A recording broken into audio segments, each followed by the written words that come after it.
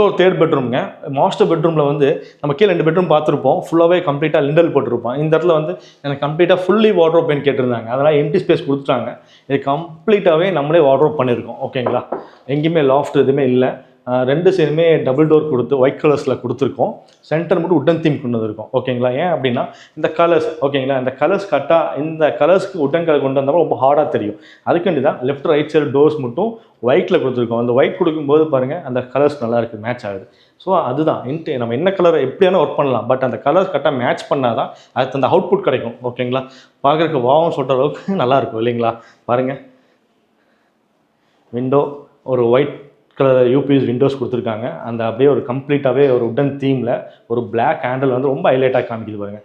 இது கம்ப்ளீட்டாகவே நம்ம வந்து யூபிஎஸ் ஃபஸ்ட் குவாலிட்டி பண்ணியிருக்கோம். சாஃப்ட் க்ளோஸ் இன்ச்சஸில் பண்ணியிருக்கோம். பார்க்க உட்டன் மெத்தடில் பண்ணியிருக்கோம் பாருங்கள். ஓகேங்களா,